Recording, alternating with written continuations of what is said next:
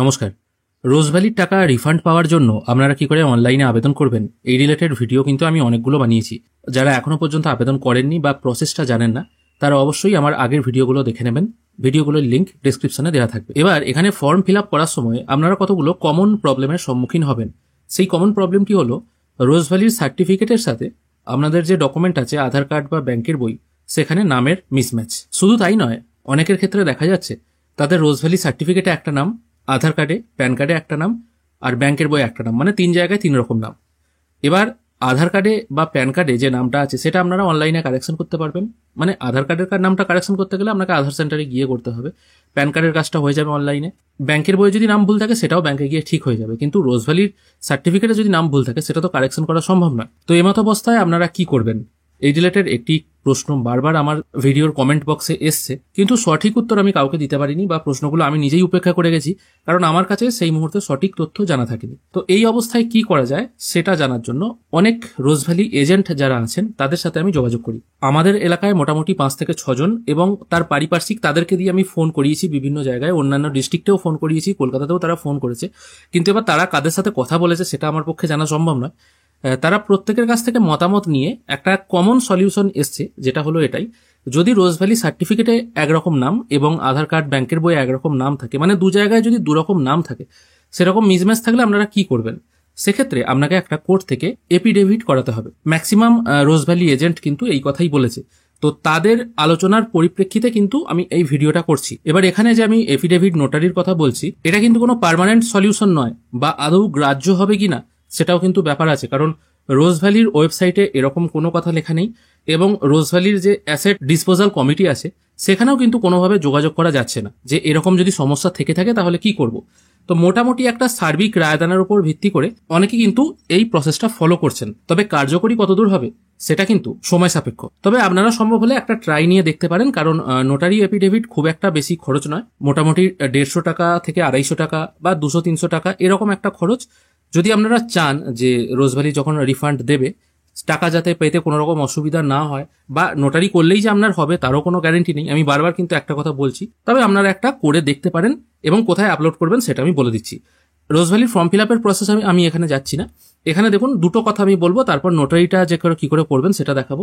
এখানে প্রথমে আপনাদের কোম্পানি সিলেক্ট করবেন, তারপর এখানে যে ফার্স্ট ইনভেস্টরের নাম আছে এখানে আপনাদের যে সঠিক নামটা আছে, মানে অ্যাকচুয়ালি আপনাদের যে নামটা হওয়ার কথা সেই নামটা এখানে লিখবেন। আর রোজভ্যালি সার্টিফিকেটে যদি ভুল নাম থেকে থাকে সেই ভুল নামটা এই name of the certificate holder এই জায়গায় লিখবেন। তার মানে সঠিক নাম, মানে ব্যাংকের বই প্যান কার্ড আধার কার্ডে যে নামটা আছে সে নামটা ফার্স্ট ইনভেস্টরের জায়গায়, সঠিক নামটা এখানে। আর ভুল নামটা কিন্তু, মানে যদি ভুল থাকে আর কি, সার্টিফিকেটের নামটা এখানে। আর নোটারি এফিডেভিট কি করে করবেন তার একটা ফরম্যাট আমি আপনাদের জন্য দেখাচ্ছি এখানে, যেটা একটা 10 টাকার স্ট্যাম্প পেপারের উপর রেডি করতে হবে। দেখুন এখানে কি লেখা আছে: বিফোর দ্য নোটারি অ্যাট পূর্ব বর্ধমান, তারপর আছে এফিডেভিট। এগুলো যারা টাইপিং করে তারাই করবে, কিন্তু আপনাকে কি কি জিনিস বলতে হবে বা উল্লেখ করতে হবে সেটা এখানে বলে দিচ্ছি। এখানে দেখুন বলা হয়েছে, একজনের নাম বলা হয়েছে, এনার নাম মণিকাঞ্চন দত্ত, সন অফ দিয়ে তার বাবার নাম লিখতে হবে এবং তার বয়স লিখতে হবে, সে হিন্দু, এবং অকুপেশন কাল্টিভেশন, এবং তার পার্মানেন্ট ঠিকানা কি আছে সেটা এখানে পুরোপুরি লিখতে হবে। তারপর 1 নম্বর পয়েন্টে লেখা আছে তিনি এখানে ইন্ডিয়ারই বাসিন্দা, জন্মসূত্রে বাই বার্থ ইন্ডিয়ার বাসিন্দাটা লিখতে হবে, এটা বাই ডিফল্ট সমস্ত ফরম্যাটেই লিখতে হয়।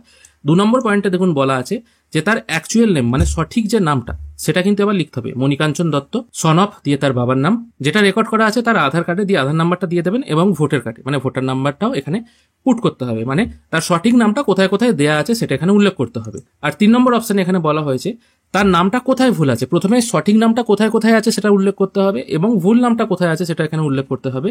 যে এখানে দেখুন লেখা আছে পরিষ্কার, রংলি রিটেন অ্যাজ মণিকাঞ্চন দত্ত। কোথায় মণিকাঞ্চন দত্ত এই কথাটা লেখা হয়েছে? অ্যাকচুয়ালি তার নাম কিন্তু মণিকাঞ্চন দত্ত, কিন্তু মণিকাঞ্চন দত্ত এই কথাটা কোথায় লেখা আছে?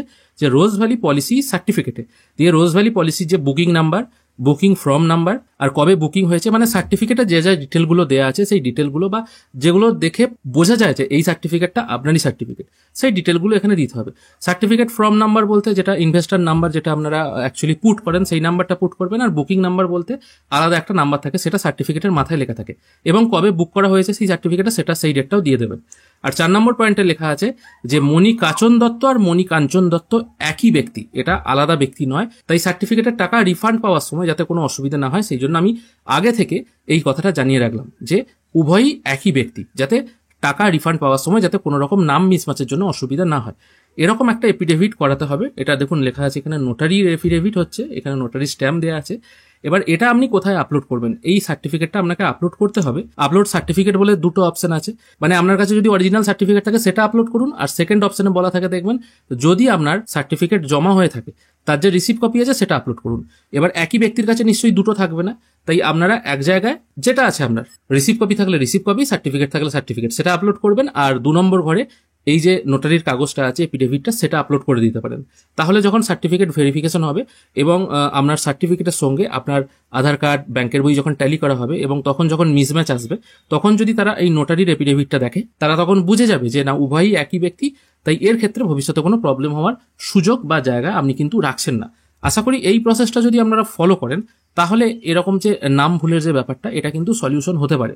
বারবার বলছি, এটা কিন্তু রোজ ভ্যালি অ্যাসেট ডিসপোজাল কমিটির কোনো বক্তব্য নয়। এটা রোজ ভ্যালির যারা এজেন্ট আছে তারা নিজেরা এটা মনস্থির করেছে এবং যাদের এরকম প্রবলেম হচ্ছে তারা কিন্তু এই জিনিসটা আপলোড করে দিচ্ছে। এবার আপনারা যদি এই কাজটা করতে চান অবশ্যই রোজ ভ্যালির আপনাদের যে এজেন্ট আছে তিনি যদি থাকেন এখনো, তার সাথে একবার কথা বলে কাজটি করবেন।